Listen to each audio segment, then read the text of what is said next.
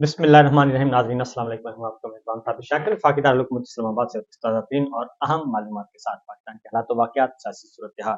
अब इक़्तिदार के ऐवानों के अंदर से आवाज़ आ रही है कि ये कश्ती डूब रही है और इस डूबती हुई कश्ती को छोड़ देना चाहिए। इस कश्ती में पहले ही बहुत ज़्यादा सुराख थे और अब इसमें मज़ीद सुराख हो गए हैं, लिहाजा इस कश्ती में सवार होने के बजाय इसको जल्दी जल्दी यहाँ से निकला जाए। ये एक बहुत बड़ी डेवलपमेंट और ये बातें वो कर रहे हैं जो कि इक़्तिदार की राहदारियों से वाकिफ़ हैं और जो इख्तियार के ईवानों से भी वाकिफ़ हैं कि वहाँ पे क्या चल रहा है। सूरत हाल बड़ी दिलचस्प है, लेकिन सबसे पहले आपको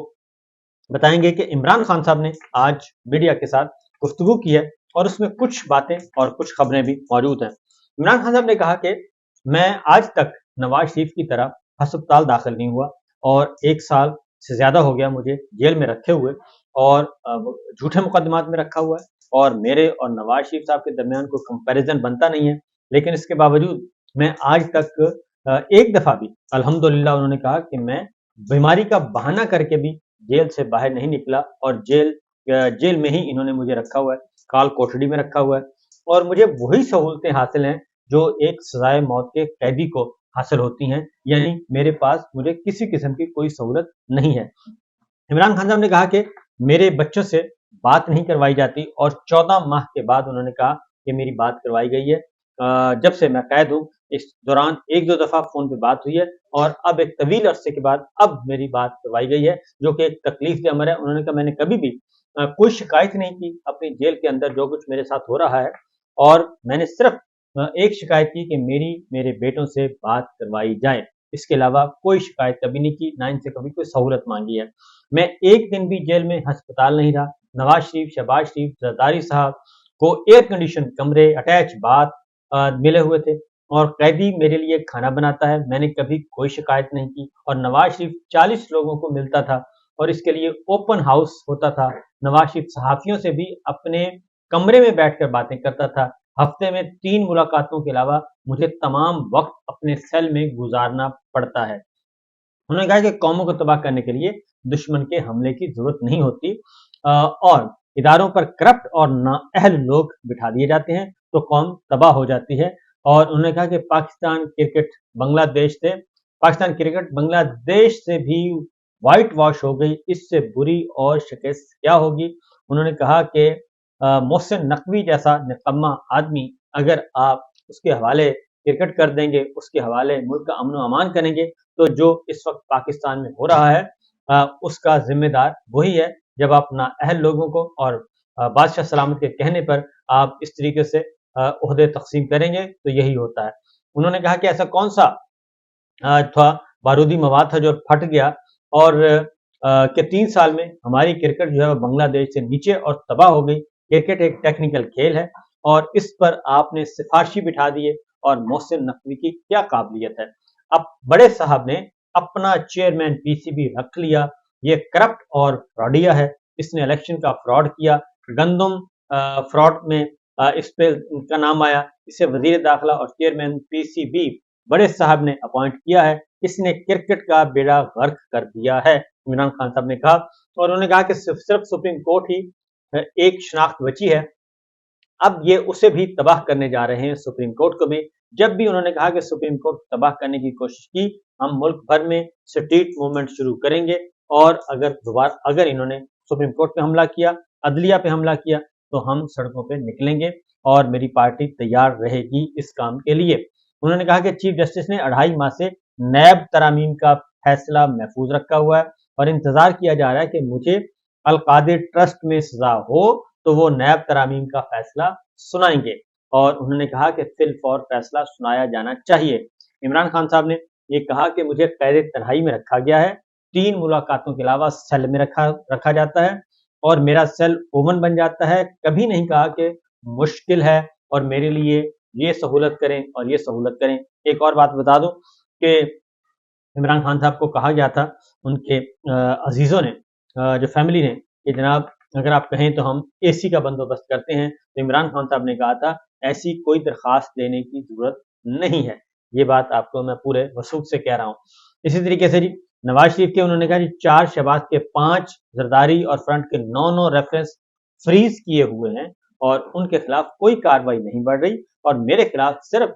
सियासी इंतकाम लिया जा रहा है और कौमों को तबाह करने के लिए उन्होंने कहा कि किसी दुश्मन की जरूरत नहीं है, करप्शन को आम कर दें, इदारों पे करप्ट और नहल लोगों को बिठा दें तो मामला खुद ब खुद ही वो कौमें तबाह हो जाती हैं। इसके अलावा उन्होंने कहा कि नैब ने अल कादिर यूनिवर्सिटी के अतियात बंद करवा दिए। इमरान खान साहब ने कहा अल कादिर यूनिवर्सिटी देहाती इलाके की दूसरी प्राइवेट यूनिवर्सिटी है और अल कादिर यूनिवर्सिटी में 100% तलबा मुफ्त तालीम हासिल कर रहे हैं। ये चाहते हैं कि अल कादिर यूनिवर्सिटी बंद हो और यूनिवर्सिटी बंद होने का मुझे नहीं, तलबा को नुकसान होगा और बर्रे सगीर में तालीम में हम पहले ही सबसे पीछे रह गए हैं। जानबूझकर अल कादिर यूनिवर्सिटी के डोनेशन बंद करवाए गए और शौकत खानम भी अगर बंद होता है तो लोगों को 10 गुना महंगा कैंसर इलाज करवाना पड़ेगा। इमरान खान साहब ने यह भी कहा कि 2.5 माह से काजी फाइज ईसा नैब तरामीम का फैसला महफूज किए हुए बैठा है लेकिन नहीं सुना रहा और ये सारी की सारी गेम है, वो नंबर गेम के तरफ ये सारे दौड़े हुए हैं और उस तरफ ये पहुंचे हुए हैं, इसके अलावा और कुछ नहीं। उन्होंने कहा कि रमीज राजा मेरा रिश्तेदार नहीं था और एक प्रोफेशनल क्रिकेट था जिससे मैंने चेयरमैन पीसीबी बनाया और मोहसिन नकवी उन्हें हटाकर उन्होंने कहा कि इन्होंने सियासी भर्तियां की और सियासी लोगों को वहां पे अपॉइंट किया और इसके साथ साथ उन्होंने कहा कि जिनको 20 सीटें नहीं मिली उन्हें जाली मैंडेट देकर हुक्मरान बना दिया गया और करप्ट लोगों को मुसल्लत करके मुल्क का बेड़ा गर्क किया गया। फौज सबकी है और कौम की ही, फौज सबकी है और पूरी कौम की है, सिर्फ आर्मी चीफ जो है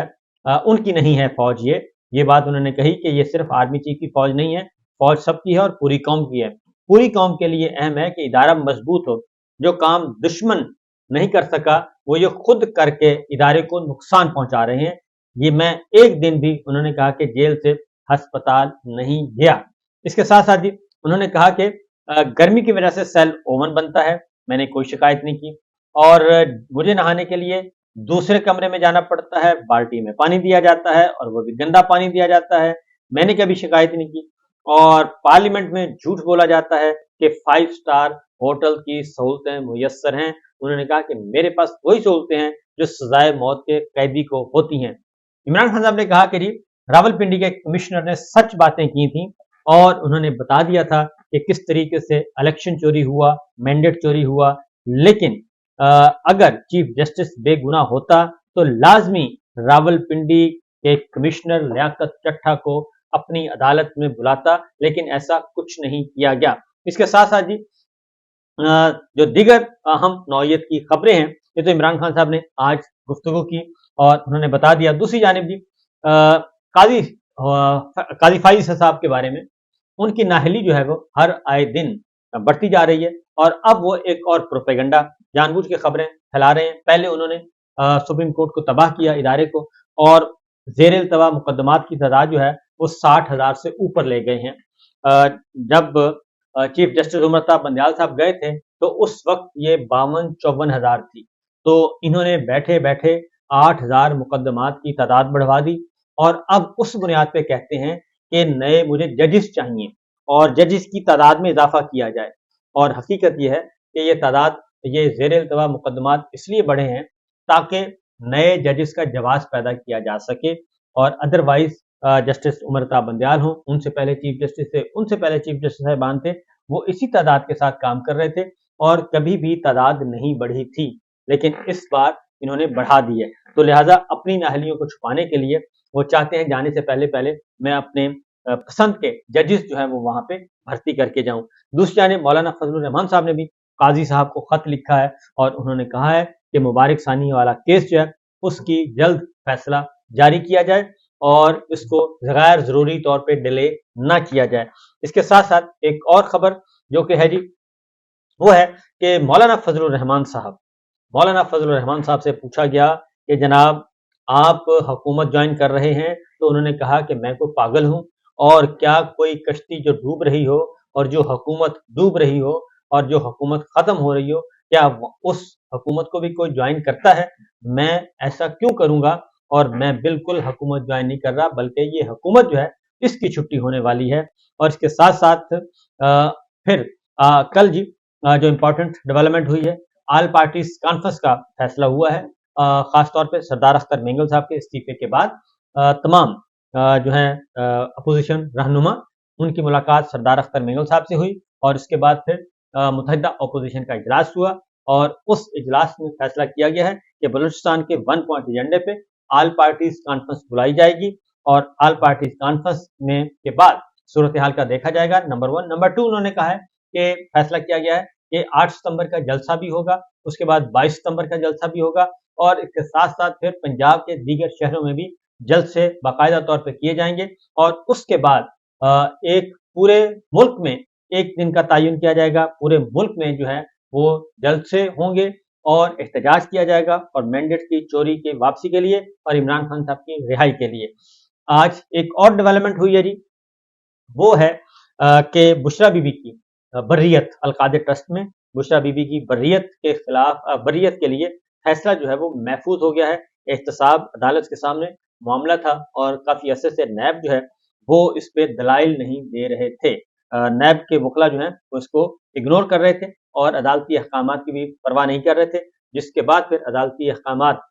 جب توہین عدالت کی درخواست آئی تو آج نیب نے اور نیب کے پروسیکیوٹرز نے اپنے دلائل دیے، اور احتساب عدالت نے فیصلہ محفوظ کر لیا۔ آج فیصلہ سنایا جائے گا کہ بشرا بی بی کو القادر ٹرسٹ میں بری کیا جائے گا یا نہیں کیا جائے گا، کیونکہ انہوں نے یہ درخواست دیا ہے کہ القادر ٹرسٹ سے ان کا کوئی لینا دینا نہیں، اور نہ ہی انہوں نے کسی قسم کی مالی منفعت ہے، یہ سیاسی انتقام کا کیس ہے، اس کے علاوہ کچھ نہیں ہے۔ تو دیکھتے ہیں کہ آج پھر ہائی کورٹ احتساب عدالت جو ہے وہ کیا فیصلہ سناتی ہے، جبکہ دوسری جانب جو ٹرائل چل رہا ہے عمران خان صاحب کے خلاف، وہ بھی ایک اہم مرحلے میں داخل ہو چکا ہے، اور اسلام آباد ہائی کورٹ کا آرڈر آ چکا ہے کہ جناب اگر آپ نے فیئر ٹرائل نہ کیا تو پھر یہ ٹرائل جیل سے باہر بھی ہو سکتا ہے، اور ہائی کورٹ اس کو براہ راست مانیٹر کرے گی۔ دوسری ایک اور اہم خبر ہے جی، بڑی خبر ہے،